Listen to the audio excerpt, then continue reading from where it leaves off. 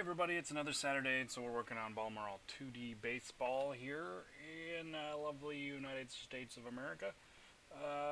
Today I brought my teenager in here and had him give me a quick look at my new menu screen because I thought it looked a lot better, but I wanted a second opinion, and I'm so glad that I asked him that because he came up with stuff that I might have seen sometime in 20 years, but not immediately as he did, which was great. So what he pointed out, and I will eventually change, was that this text here, the graphics, they they're fine, but they don't look as if they're part of this really cool background at all. They definitely look like an overlay, and that's fine, but aesthetically it would look much better if it looked more inherently part of this stadium image. And some of the things that he pointed out was that these are three different fonts.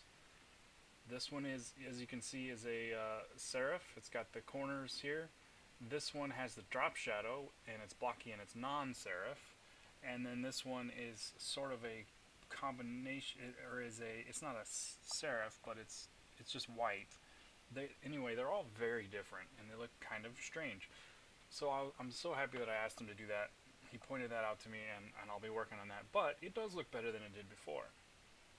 Now, the next thing I worked on was the ball. Now this drove me crazy for the longest time. Let me open my scene here, an overhead view. We've been working on a couple of things. One of them is our little selection ring here. This will be our unselected player when we get a new animation there. It won't be a picture, but when a player gets selected, it will lighten up so that we'll know that that player has been selected for a defender to make some moves. But that's down the road some. I was just kind of playing with what the circle would look like. Very graphical update this Saturday. The dugouts, the collision of the dugouts I removed because the problem was it's a 2D world, and so when the ball would fly this way and it looked as if it was way up in the air, it would hit this dugout, even if it looked like it was about 20 miles above it. It would still hit it because it's a two-dimensional world and there was a collision shape there. We don't really need that collision shape. If we need to do something like that in the future, which we will probably end up having to do for this fence, then we'll work on that. But we don't really need dugouts in the shot. We've got them, if we have a nice image like this in the background, and the final product that has kind of these dugouts built in, we don't need these kind of hokey little boxes here. So those I will get rid of in the background image as well, but as far as collision shapes, they're no longer collision shapes. But the biggest thing that I did that finally gave me a big sigh of relief and I was able to stop having headaches was getting the ball to stop. And I want to show you guys what was going on because maybe if you're using Godot, you might have this. Godot? Is it Godot? I don't know. You might be having this problem, which I had, which was we have this ball, right? It's a rigid body, as you can see here. It's a rigid body 2D. And that's fine. What a rigid body does is it will use the Godot's built-in physics engine so that you don't have to do a lot of the stuff that you would have to manually code. Now there's other options here. If you do a static body, that is something not intended to move. That's really the basics of it. Character has kind of some differences. It's kind of a rigid body with some subtle differences. And then kinematic is also more like a player character. I'm not too positive on some of these differences.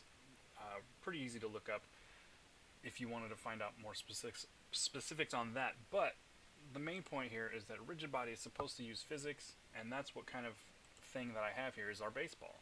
It's a baseball. We want it to have physics. And if we can have that automated by Godot, that's terrific.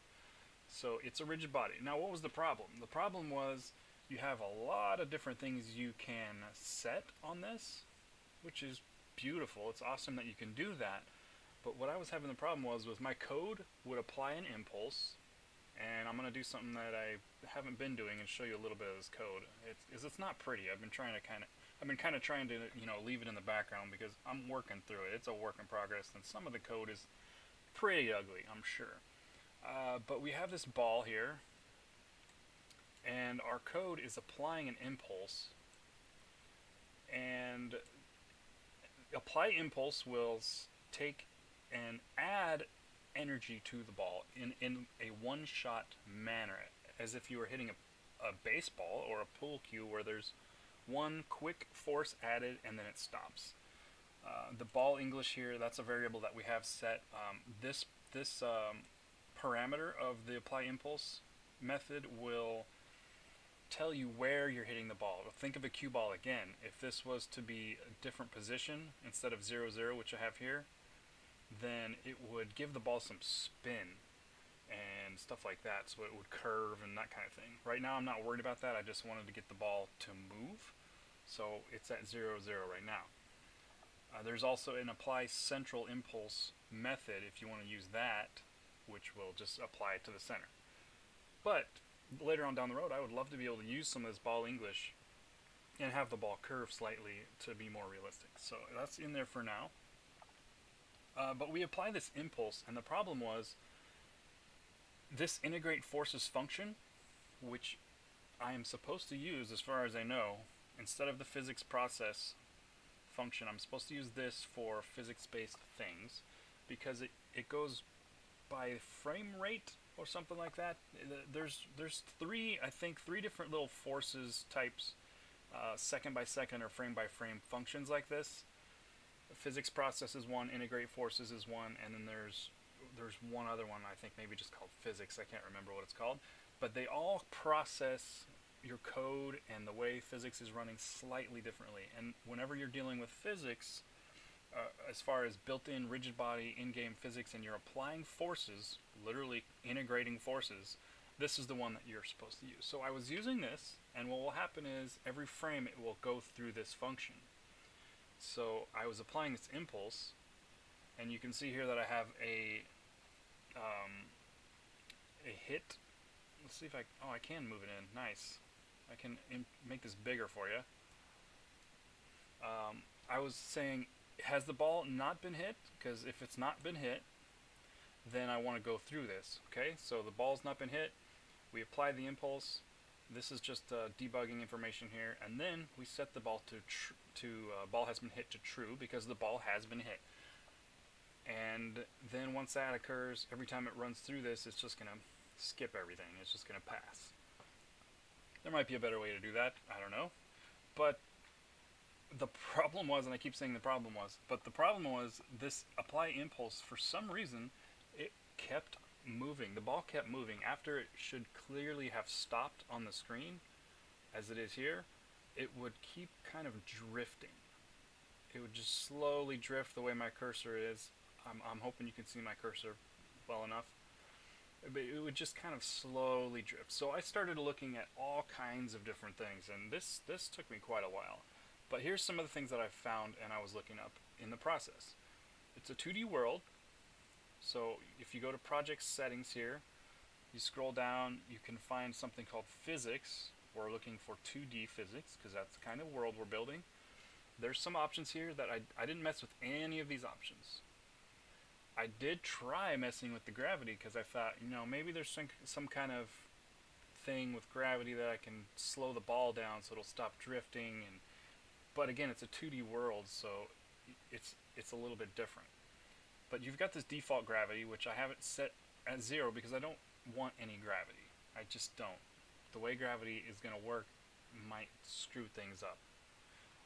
As you can see here, the default gravity vector, if there were a gravity, would mean that gravity will be pulling nowhere on the x-axis, but on the y-axis it will be pulling down. Gravity will be at the bottom, because on the y-axis, higher numbers are lower on your screen.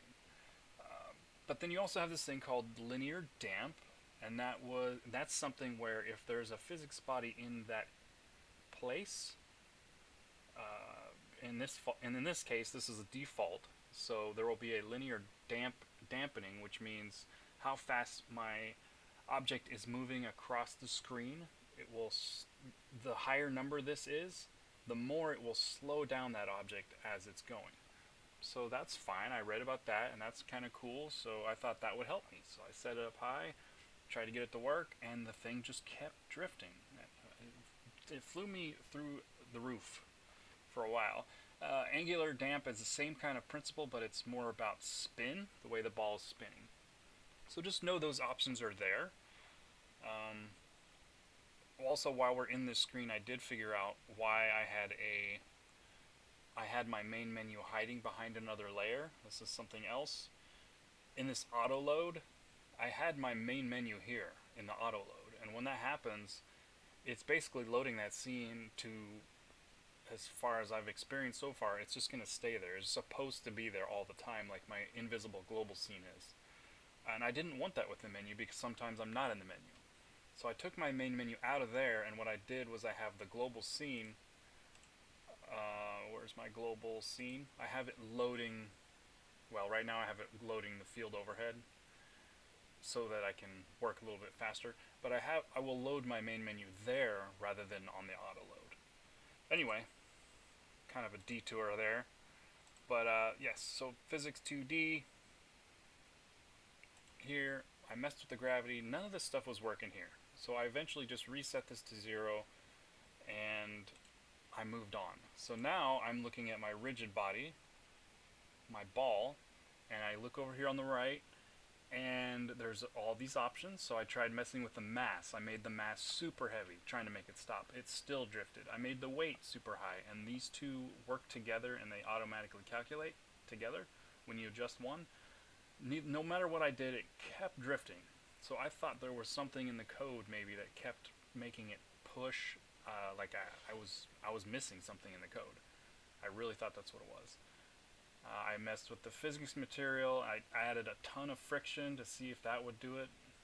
And this is probably what messed me up the most. I looked at my friction here and I set that super high, and then what I did was I added an entire field of dirt. Which we talked about on the last video. It's just supposed to be that when it collides with this area 2D node, it was supposed to apply even further dampening or gravity or some other physics. So then I started looking at area 2D stuff, and that got me even more confused. See, the problem that I'm having, to try to sum this up a little bit more quickly because I'm rambling, is that every other game that I've ever made has been strictly code based. It's all code. I've built it from scratch, including coding the graphics themselves. And that sounds rough, and it kind of is in a lot of ways, but you know exactly where everything is. You know where it's coming from. It doesn't exist until you code it. So it's, in some ways it's a lot easier. There's a lot more coding involved. So what I'm doing is getting used to the fact that some of this is going to be done for me, and now I have to kind of throw my code in at the right spots, and that's where and have my settings all set correctly, that I'm not physically coding myself, and that kind of throws me for a loop. See, because you've got a mass, a weight, a friction. You've got these characteristics here about how the bounciness of it, gravity scale here. And then velocity down here for your linear. So I had tons of trouble trying to get this ball to stop, and I thought I was coding it wrong. I thought my ball code here for integrate forces, I thought it was wrong. So I put in a bunch of debug statements.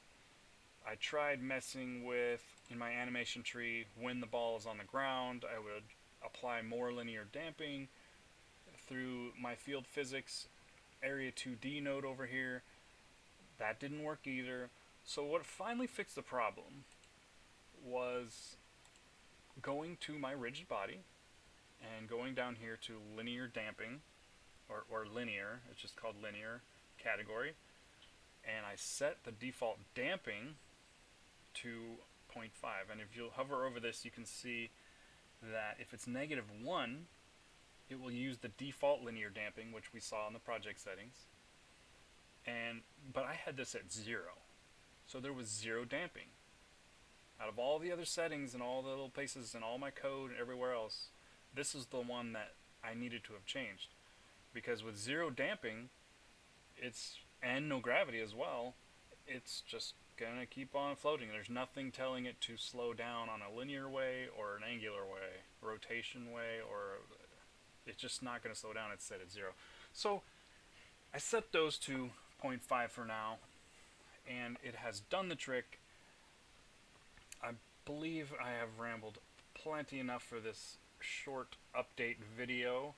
I'm sure I've done other things, I'm not quite sure, but as always, let's run through a quick run through of how it goes. It's going to load directly into the hit. I've also implemented a random power type of thing so that we don't know where the ball is gonna be going. We don't know if it's gonna be a short hit, far hit. That's all for future down the road, so that we can add, like, let's say this is David Judge here, and he's going to hit it 1,000,000,000 miles. We can add that bonus into the code, and he'll hit it farther. Right now, it's just a random power that we've got. I was messing with the scoreboard as well here. I really like the one that I saw on MLB TV. I kind of tried to mimic it, but it really, I don't think it doesn't work very well for a game. It's too, I don't know, it's too big in the way. I'm going to have to go back to my original, which was much smaller, but that's fine. I can do that. So let's get a hit. We'll see some of our random power added here. See, now it doesn't hit that dugout, which is great. The ball stops the way it should. The animation's still a little quirky. I mean, it's work in progress, right? Slowly stops there. There you go. But it will go in different directions now. And wow, that's a hit. Well, I mean, that'll be something down the road too. Did that hit the top of the wall? Did it go over? I don't know. But you can see we got some random power going on, which is great. It's starting to feel more and more like baseball. I'm already thinking down the road of animating. The player running down the baseline here and getting to the base. That doesn't seem like it would be too terribly difficult either. The other thing that I had my son pointed out to me was this chalk right here, and you probably might not notice if you're like me. Before, this chalk was staying the same width all the way down the baseline, and it didn't make sense for the perspective. It needed to narrow, so I've chopped it a little bit, and you can see it kind of helps a little bit going down into the proverbial distance here, because it's a flat screen. But so that does help too. Really great having that outside perspective to point out some graphical things for me. But that should be about it for this time, guys. Thanks for watching. I hope you guys are having an easier time than I have with the gravity and the physics and that kind of thing. But it's looking much better than when we started. I'm having a lot of fun. Thank you guys. I'll see you guys next time. Later.